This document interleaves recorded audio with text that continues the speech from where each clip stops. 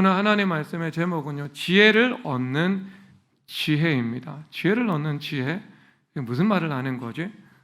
근거가 있습니다. 성경에서요, 명철을 주소로 삼으라라고 말씀을 하고 있습니다. 그러니까 명철은 주소가 있죠. 아무데서나 명철이 있는 게 아닙니다. 니체의 명철이 있나? 자본론의 명철이 있나? 여러분, 명철을 주소로 삼으라고 하는 것은 명철을 얻을 수 있는 통로, 출처, 이것이 분명히 있다, 이것을 말씀을 하고 있는 거죠. 그럼 제가 목회자 제자들을 하고 있거든요. 우리 교회에도 많은 교육자들이 있고요. 그리고 목회자도 세워나가야 되는데 프로세스라는 것이 있습니다. 제자도는요. 여러분, 미국에서 일본에서 한 200년 정도 된 소바집이 있으면 그 신입 직원들한테 그 레시피 말해주지 않죠. 처음에는 화장실 청소, 설거지 이런 것들을 시간 동안 시키면서 태도를 보고, 그리고 그 이후에 하나씩 그에게 무언가를 제공을 해주게 되어 있습니다. 그러니까 제자도라는 것도요, 프로세스가 있습니다. 단번에 그 하이 테크놀로지에 관한 것들, 이런 것들로 이 속도 위반을 하지 않고요. 1번은 먼저 태도, 그 다음에 준비될 것, 그 다음에 준비될 것이 있죠.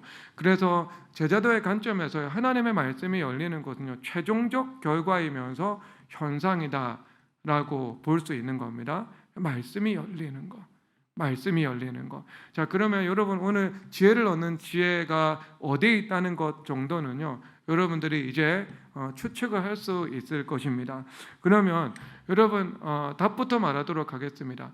제자도의 결과, 그리고 제자도의 끝에 하나님께서 주시는 것은 여러분들에게 지혜를 열어주시는 겁니다. 자, 목회자에게는요, 말씀을 열어주십니다. 그리고 성도들에게는 지혜를 열어주십니다. 그리고 이것을요, 고린도전서 12장에서는 지혜의 말씀이다라고 말씀을 하고 있죠. 그러면 이것이 어떤 프로세스를 통해서 우리 가운데 순차적으로 하나님께서 열어나가시는 작업을 진행하시는 것들을 볼 수 있겠죠. 첫 번째는요, 겸손입니다. 요한복음 1장 14절 한 번만 더 읽도록 하겠습니다. 말씀이 육신에 대해 우리 가운데 구하심에 우리가 그의 영광을 보니 아버지의 독생자 영광이 은혜와 진리가 충만하더라. 칸트는요, 자꾸 이 이율배반이라고 말을 하면서 이성적으로 증명할 수 없는 실체에 대해서 말을 하고 있거든요. 그러면서 자기가 주장을 하는 것은요, 우리가 도덕 법칙을 가지고 있다, 이것은 우리가 이성으로 인정할 수 있다라고 말을 하고 있습니다. 그러면서 이 도덕 법칙이라는 것은 법칙과 법칙의 결과에 대한 이 결정권자가 필요하잖아요. 그래서 하나님이 요청된다. 계신지 안 계신지 알 수 없지만, 그러니까 이런 정신분열적인 주장을 그가 하고 있죠. 근데 그 주장 자체가 사실 이율배반적인 요소죠. 여러분, 하나님이 계시다면, 그 하나님이 인격적인 분이시고 전능한 분이라면 하나님은 하나님 자신을 알리시려고 하시겠죠. 여러분, 사랑이라는 것이 어때요? 사랑은 일방의 사랑이 아니거든요. 사랑은요, 결국 온전해진 사랑은요, 어때요? 이 상호관계 속에서 이루어지는 사랑입니다. 그러니까 성부 하나님께서 성자 예수님을 사랑합니다. 성자 예수님은 성부 하나님을 사랑 안 하십니까? 아니죠. 똑같이 성자 예수님께서 완전한 사랑으로 성자 예수님께서 성부 하나님을 사랑하시죠. 그러니까 이것을 완전한 사랑이다라고 말을 하는 겁니다. 자, 그렇다면 여러분, 하나님께서 사랑이신 분이고 전능하시고 인격적이신 분이라면 하나님은 우리 가운데 알리시겠죠. 그래서 구약에서는요, 아브라함과 이삭과 야곱의 하나님으로 나타나시고, 그리고 성전과 제사제도를 통해서 나타나시고, 모세 토라 율법을 통해서 나타나시고요, 하나님의 백성들의 그 삶의 과정과 결과를 통해서 하나님께서 나타나시죠. 그리고요, 이제 예수님의 성육신이 되었습니다. 그래서 그 성육신을 말씀이 곧 육신이 되어서 오신 예수님에 대해서 말씀을 하고 있습니다. 그러면 그 말씀이 육신이 되어서 오신 분, 그분이 바로 우리에게 오신 예수님이시다라고 말을 할 수 있습니다. 그 예수님은 완전한 하나님이시면서 완전한 사람이시죠. 하나님은 죽을 수 없습니다. 완전한 사람으로 오셔서 우리의 죄를 대신 지고 죽으셨죠. 그래서 하나님의 아들 예수님께서 죄가 되셨고 예수님 안에서 우리는 의가 되는 은혜를 누리게 되셨습니다.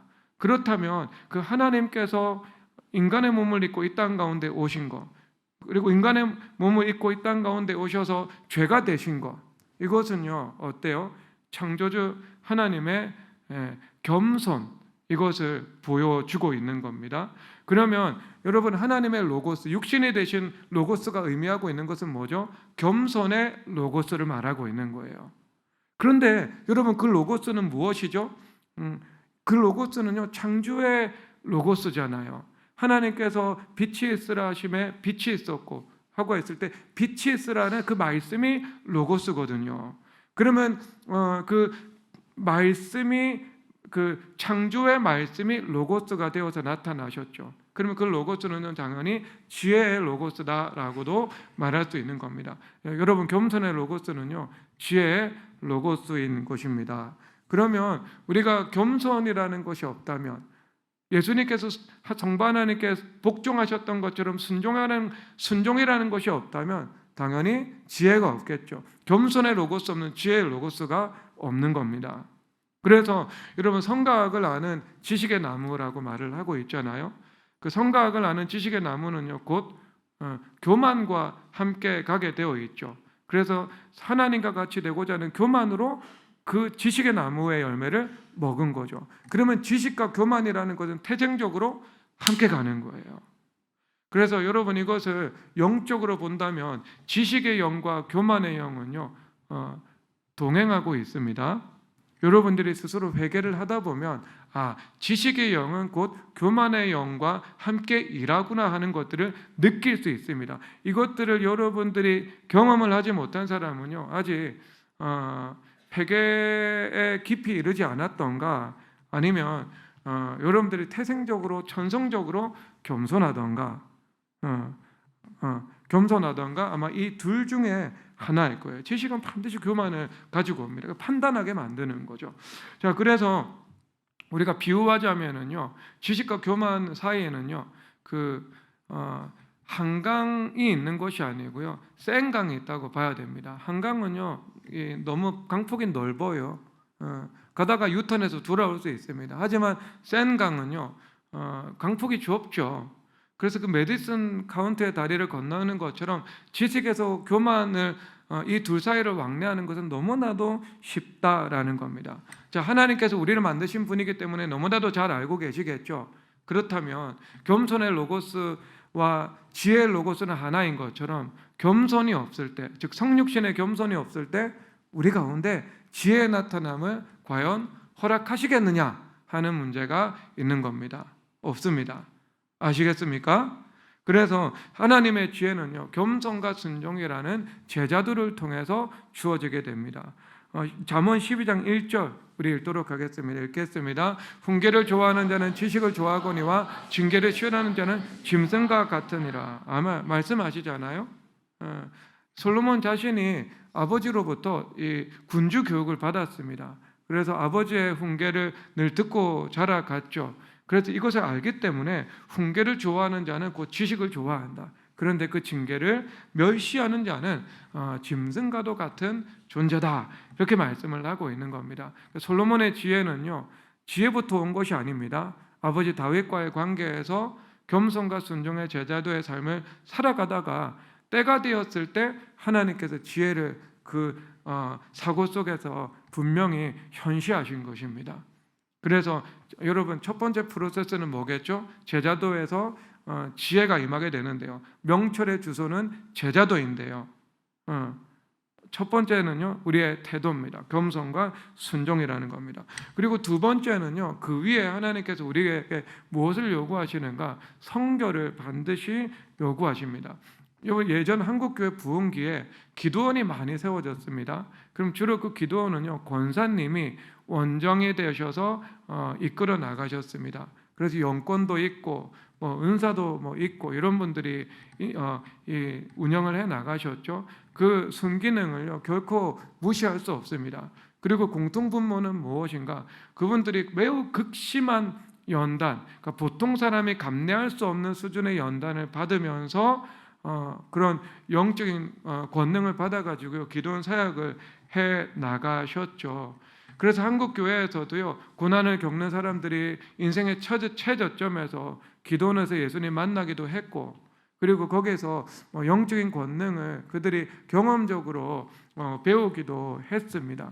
그런데 여러분 한편으로는요 무엇이 있는가? 거기에서는요 무엇이 교류되어 있냐 하면은요 하나님의 말씀을 열어가면서 그 말씀을 통해서 자신의 영혼을 해부하고, 그래서 깊이 있고 폭넓은 회개를 경험을 하면서 성결을 이루어 나가는 그러한 지혜와 지식의 노선은 거기서는 나타나지 않았습니다. 제가 알기로는 사실상 거의 없다라고 해도 과언이 아닌 정도죠. 그런데 여러분, 우리가 성도들을 양육하면서 그런 방식으로 양육할 수는 없잖아요. 내가 고난을 통해서 자아가 무너지고 하나님의 능력을 받았으니까 여러분들도 똑같이 그 감당하기 힘든 극심한 고난을 통과하면서 자아가 무너지고 그런 하나님의 능력을 입는 길로 걸어가야 한다라는 방식으로 성도를 인도할 수는 없잖아요. 여러분, 그것이 하나님의 뜻이 아닙니다. 그래서 그런 존재적인 이슈가 있는데요. 그래서 먼저 이사야서 2장 3절 보도록 하겠습니다. 읽겠습니다.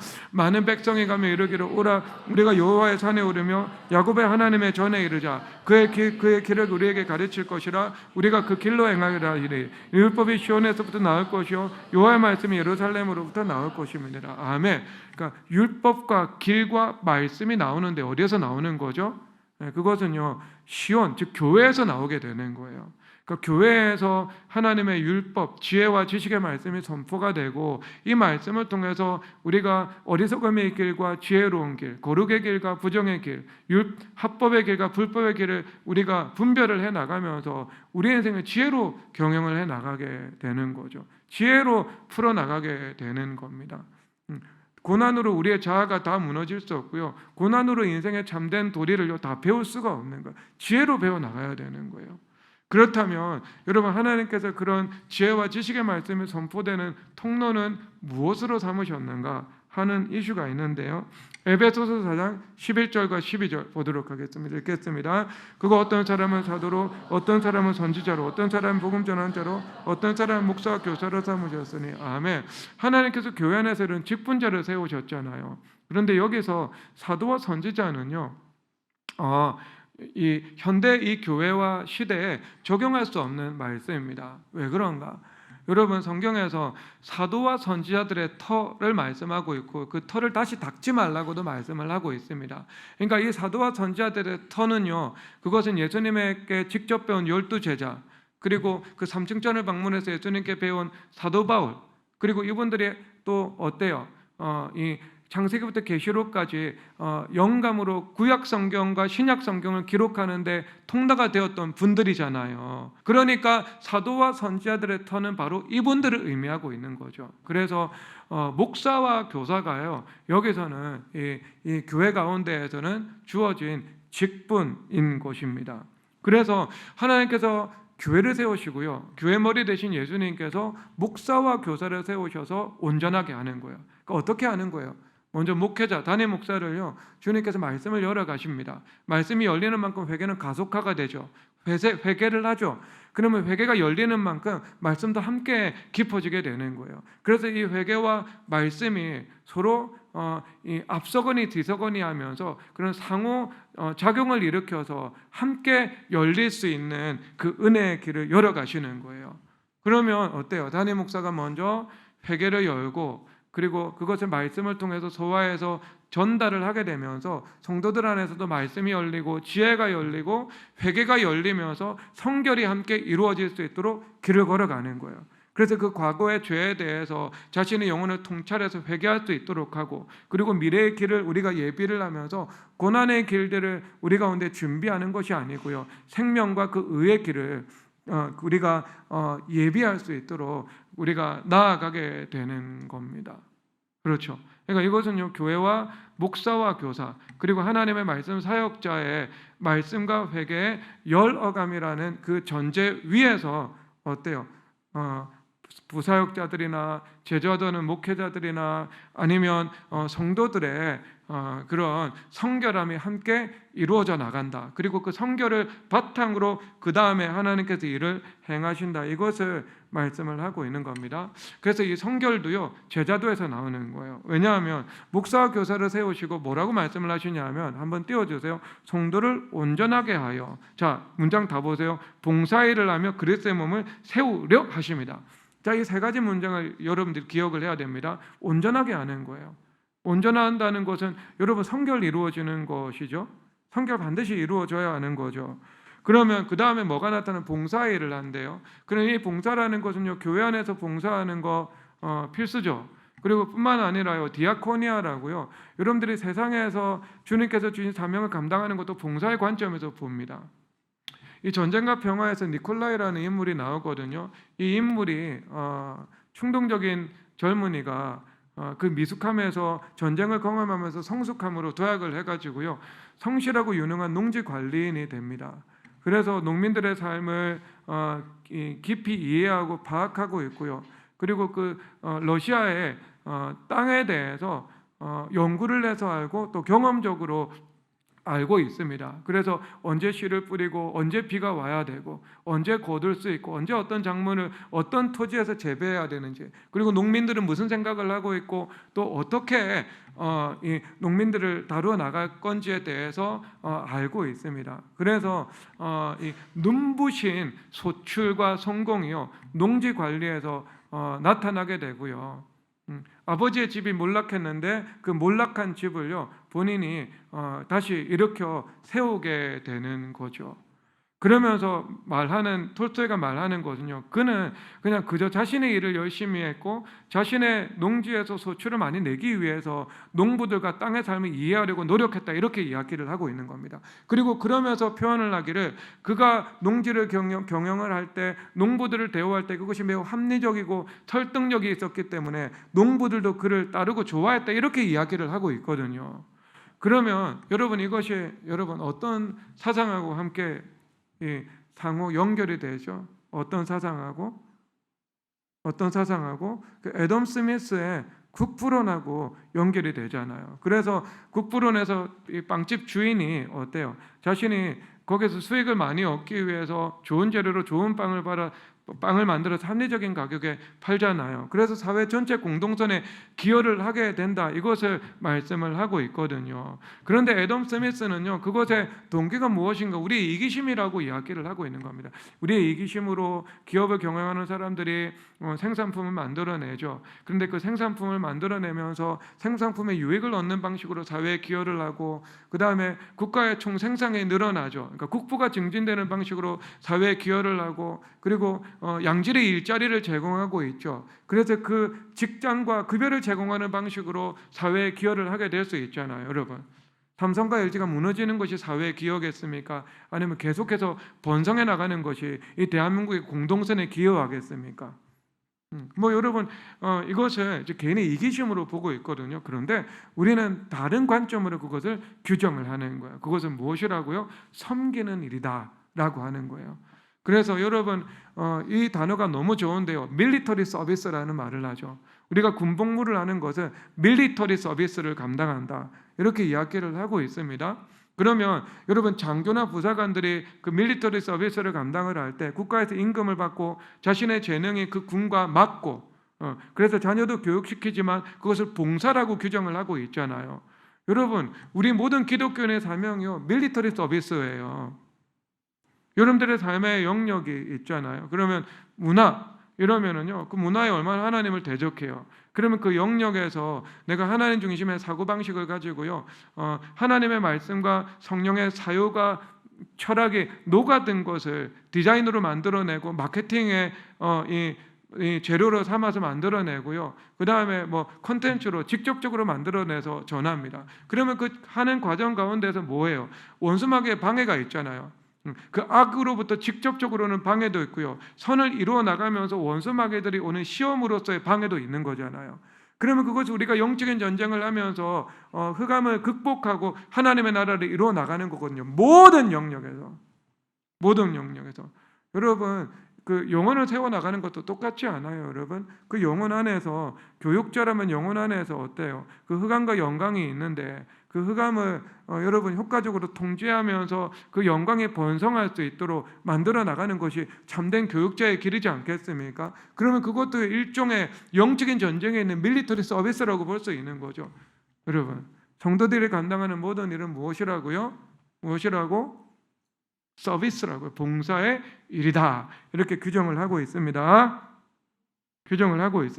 그래서 봉사 일을 하게 하는 거죠. 그리고 나서 마지막으로 여러분 이것을 뭐예요? 이것은 세우려 하심이다라고 말씀을 하고 있잖아요. 무엇을? 그리스도의 몸을. 그럼 이거 목적이잖아요. 그래서 그리스도의 몸을 세우려 하심이라. 세우기 위한 목적으로 우리에게 온전함을 주시고 봉사일을 하게 하며 세워 나가는 겁니다. 그래서 노아가 방주를 만드는 것이 노아의 사명이었던 것처럼 노아의 후손이자 에베소 교회에서 말씀하시는 바 교회됨을 이루고 있는 성도들은요, 바로 그리스도의 몸인 교회를 세워 나가는 것이 하나님께서 우리에게 주신 인생의 목적이다. 이것을 말씀을 하고 있는 겁니다. 아시겠습니까? 그러니까 여러분, 이 모든 것을 이루어 나가기 위해서 내가 무엇이 이루어져야 된다고요? 성결이 이루어져야 된다고요. 그래서 이 성결이 이루어질 때 하나님께서 세상에서 봉사하면서 사명을 감당할 수 있는 지혜도 주님께서 주시겠죠. 그래서 시편 37편 30절에서 말씀하십니다. 읽겠습니다. 의인의 입은 지혜로우며 그의 혀는 말하며. 아멘. 뭐라고 말씀하세요? 의인의 입은 지혜롭다. 여러분, 내면에 지혜가 없는데 입에만 지혜가 있을 수 있겠습니까? 가능하지 않죠. 그렇죠. 그래서 이 의인의 입에서 나온 지혜는요, 내면의 샘에서 나온 지혜라고 할 수 있겠죠. 그 의인은요, 의라는 말은 죄가 없는 상태거든요. 우리가 완벽하게 죄가 없는 상태는 없는데 이 의인이라는 것은 상대적인 면을 말을 하고 있겠죠. 믿음으로 의롭다함을 받았고 의인이 되어가는 성도들을 말하고 있는 겁니다. 그러므로 이 의인은요, 성결한 사람인 거예요. 성결해서 지혜가 나옵니다. 자, 그러면 여러분, 명철의 주소가 있다고 말했고 그 주소는 제자도입니다. 제자도의 프로세스 1번은요 겸손과 순종의 태도고요, 그 프로세스 2번은요 성결이라는 거죠. 성결. 여기서 그 다음에 하나님께서 지혜를 하나님께서 허락하시는 거예요. 그래서 마태복음 13장 52절 읽도록 하겠습니다. 읽겠습니다. 천국의 제자된 서기관마다 마치 새 것과 옛 것을 그 곳간에서 내오는 집주인과 같으니라. 아멘. 그래서 여기서 서기관이라는 말을 하고 있습니다. 그람마투스 이렇게 말을 하고 있죠. 그래서 그 데리다가 쓴 글은 그라마톨로지라는 하나님 중심을 대적하는 그런 책도 쓰고 있거든요. 그러니까 기록하다, 새기다 이런 의미를 가지고 있잖아요. 그래서 이 서기관이라는 사람은요, 유대 사회에서 율법을 필사하는 사람입니다. 근데 파피루스 용지가 비싸잖아요. 그러므로 이 율법과 문헌에 접근을 할 수 있는 사람이죠. 그러니까 일반인들이 누리지 못하는 특전을 받고 있습니다. 그러면 여러분, 그 문헌과 성경에 접근해서 필사하는 사람이라는 것은 단순히 필사만 하겠습니까? 그 스스로가 지식인으로서 필사하고 연구하고 해석하는 그 작업, 주석을 다는 작업도 함께 해 나가겠습니까? 함께 해 나가지 않겠습니까? 그래서 이 서기관과 바리새인들이요라고 예수님께서 질책을 하실 때에는요, 그 바리새인들은 그 율법주의자, 서기관들은요 바로 이 서기관이면서 이 서기관들 중에서 그 율법의 해박한 지식을 활용을 해가지고요 랍비가 되는 사람들이 나타날 수밖에 없었겠죠. 그래서 랍비가 되어서 이스라엘의 선생이 되어서 제자를 세워나가는 겁니다. 그래서 예수님께서 니고데모를 향해서 네가 이스라엘의 선생으로 이것을 알지 못하느냐 할 때 그것이 랍비고요. 그리고 예수님도요 그런 랍비의 그런 모습으로 백성들이 인식을 하고 있었습니다. 요한복음 20장 16절 다 함께 읽도록 하겠습니다. 예수께서 마리아라 하시거늘 마리아가 돌이켜 이브리 말로 라보니 하오니 이는 선생님이라 하는 말이라. 아멘. 그러니까 라보니, 그러니까 랍비라는 말이죠. 예수님을 랍비로 마리아는 인식을 하고 있었다라고 말을 하는 겁니다. 즉 랍비가 스스로 제자가 되어 누군가의 제자가 되어서 율법을 배우고요. 그리고 율법에 익숙한 학자가 된 다음에 또 랍비가 되는 거죠. 그래서 문화생들을 받아서 제자들을 세워나가는 겁니다. 그래서 그 당대 랍비들의 방식을, 물론 그 안에 속성과 핵심은 다르지만 형태는 그대로 가지고 와가지고요, 예수님께서도 역시 제자들을 불러놓고 제자들을 하신 거예요. 그래서 그들이 예수님을 보고 주님이시라고도 하고 그 다음에 선생님이라고도 말을 하고 있는 겁니다. 그래서 이것이 당대 상식처럼 이루어지고 있었던 그 랍비들의 제자도의 모습과 유사하다라는 것들은 예수님의 제자와 예수님을 따르는 여인들도 알고 있었다라고 말을 하는 겁니다. 그래서 예수님께서 말씀을 하시죠. 천국의 제자된 서기관마다. 그러니까 여러분들은 어떤 제자라는 말이죠?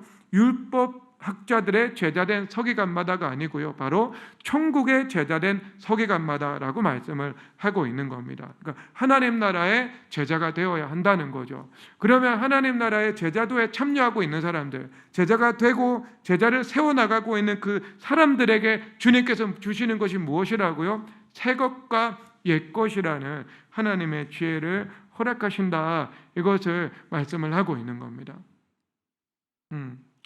그래서 이효령 교수님이요, 글을 쓰다가 막힐 때가 있었대요. 그러면 막히면은요, 서가에 가서 책을 아무거나 한 권 뽑는데요. 그러면 펼치는데 바로 그 책 속에 막혀 있는 글을 풀어나갈 수 있는 실마리를 얻었다라고 말을 하고 있거든요. 그러니까 이 말이 뭐냐면 뭐가 있는 거예요. 그분의 내면 세계 안에 방대한 기억의 저장고가 있는 거죠. 그러니까 지성과 사유의 체계가 있는 겁니다.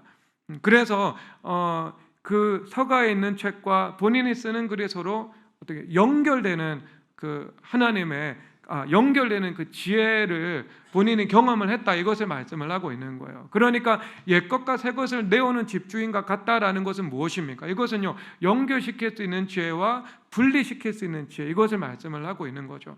그래서 옛것과 옛것을 연결시킬 수 있고요, 그리고 이 옛것이라는 것은 어디예요? 우리의 기억이죠. 경험을 통해서, 지식을 통해서든 기억이 존재하고 있는 거죠. 그러면 기억에 있는 옛것이죠. 그럼 새것은 무엇이에요? 새 것은요, 그 인스피레이션이라고 말을 하는 영감이죠. 그러니까 밖에서 안으로 부어지는 것입니다. 그래서 이것은요, 하나님께서 주시는 지혜다라고 말을 할 수 있는 거죠. 그러니까 하나님의 지혜가 나타나서요, 옛것과 새것을 서로 하나가 될 수 있도록 주님께서 우리에게 그러한 은혜를 베풀어 주시는 겁니다. 여러분, 세상에 있는 모든 창조물들은요, 특별 은혜든 일반 은혜든 결국 은혜의 산물에 들어가는 거죠. 그래서 예를 들어 스티브 잡스 같은 사람이요, 스마트폰을 만들었잖아요. 그 스마트폰이 아프리카 원시 부족 사회에 갑자기 나타난 건 아니잖아요. 옛것 위에 새 것이 나온 거 아니겠어요? 반도체가 있었고요, 스마트폰이 있고 컴퓨터가 있는 거예요.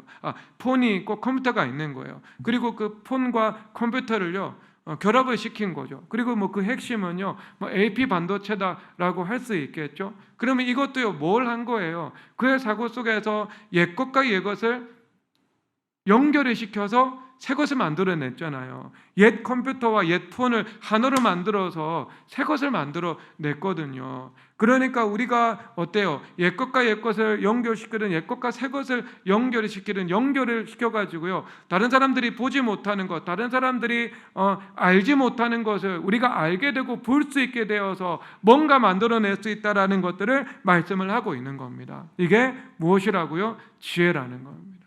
지혜라는 것. 그리고 지혜라는 것은요, 또 분리시키는 힘이기도 하죠. 여러분, 이 모든 만물들은 유기적인 관계성 속에서 존재하고 있거든요. 그래서 여러분, 이 모든 만물들은 함께 세워져 있습니다. 상호 관계 가운데 유기적으로 존재하는 만물이에요. 그러면 이 만물 속에서요, 우리가 분리시키는 능력도 필요하잖아요. 계시록 2장 5절 보도록 하겠습니다. 그러므로 어디서 떨어졌는지를 생각하고 회개하여 처음 행위를 가지라. 만일 그러하지 아니하고 회개하지 아니하면 내가 내게 가서 내 촛대를 그 자리에서 옮기리라. 아멘. 주님, 총체적으로 잘못되었습니다. 다 잘못되었습니다. 이렇게 우리가 말을 할 수 있는데요, 우리가 그렇게 하면 문제가 해결이 안 되겠죠. 예를 들어 여러분 그 전궁 이 방공 시스템이요 아랍에미리트에 수출이 되었죠. 그런데 그 레이더의 이 기능 가운데 그들이 제대로 활용하지 못하는 부분이 있어가지고요 한국의 기술자를 불렀습니다. 그럼 기술자들이 가가지고 총체적으로 잘못되었다고 말을 하면 안 되는 거죠. 어디서 떨어졌는지를 회개하고, 그러니까 어느 부분이 잘못되었는지 이 전체 속에서 유기적 관계 속에서 분리되어서 그것을 확인하고 수리를 해야 다시 작동될 수 있도록 만들어 나갈 수 있는 것이지 않겠습니까? 그래서 하나님의 죄라는 것은요 이렇게 연합시킬 수도 있는 것이면서 분리시킬 수도 있는 것이다라는 겁니다. 새 것과 옛 것을 내어오는 석인강, 천국의 제자된 석인강과 같은 지혜가 임하게 되는 거죠. 그런데 여러분 이런 하나님의 그 은총적인 지혜, 하나님께서 주시는 그 지혜의 말씀과 지식의 말씀이라는 그 지혜는요 어때요? 우리 가운데 겸손과 순종의 제자도와 그리고 그것을 통해서 이루어진 성결이라는 그 바탕 속에서 이루어질 수 있게 되는 거죠. 이것이 전달되지 않는다면 그 지혜로 성공한 다음에요 그 안에 있는 성결하지 못한 그 부정한 것이 그 성공의 자리에서 추락을 시키게 될 것이고요. 그렇죠. 그리고 겸손과 순종이 준비되지 않는다면 그 지식은 필연적으로 그 샌느강에 있는 폭 좁은 강의 다리를 건너가지고요 교만으로 전이가 될 것이고 교만 때문에 또 다른 실패의 원인을 만들어내게 될 거 아니겠습니까? 하나님 사랑하는 사람들에게 허락하시지 않는 겁니다. 하나님의 지혜는요 어디예요? 겸손과 순종의 제자도와 그 제자들을 통해서 이루어진 성결을 통해서 지혜가 임하게 되는 거예요. 목회자도 이 프로세스를 통해서 말씀이 열립니다. 성도들에게는 역시 이 프로세스를 통해서요 여러분들의 하는 그 삶의 영역 가운데 그 삶을 열어갈 수 있는 하나님의 지혜를 열어주시는 거죠. 하라고 하는 거 하지 않고 하지 말라고 하는 거 하고 그러면은요 여러분에게요 지혜가 열리지 않습니다. 하라고 하는 것을 하고 하지 말라고 하는 것을 하지 않는 그런 겸손과 성결 속에서요 하나님의 지혜가 폭포수처럼 여러분 가운데 임하게 되는 겁니다. 함께 일어나서 찬양하도록 하겠습니다. 표대를 향하여 찬양하겠습니다.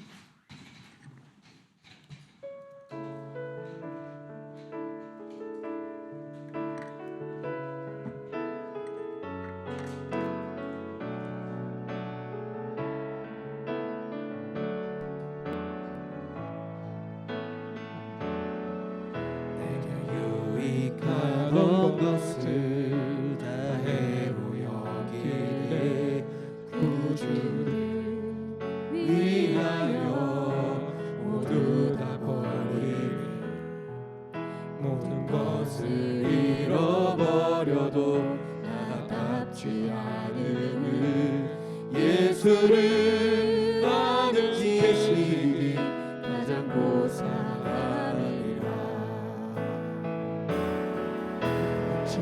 신뢰하지 않고 겸손한 마음으로 구하는 능력과 고난에 자려하는 그 죽으심을 본받아 그리스도를 얻고 예수의 안에서 발견되려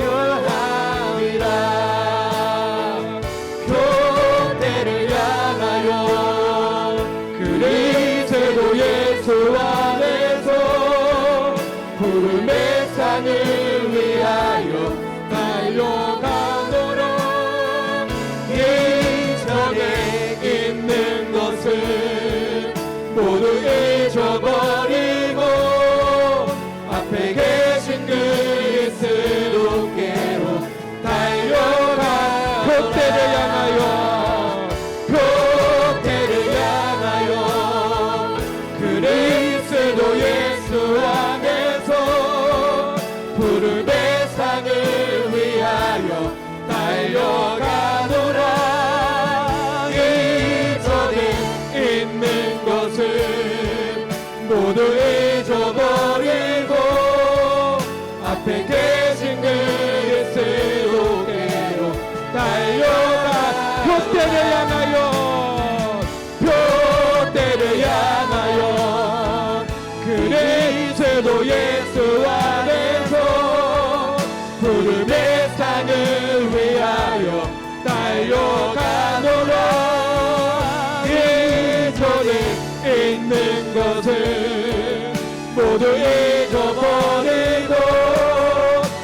앞에 계신 그 마지막 표대를 향하여 표대를 향하여 그리스도 예수 안에서 부름의 상을 위하여 달려가도록 이전에 있는 것을 모두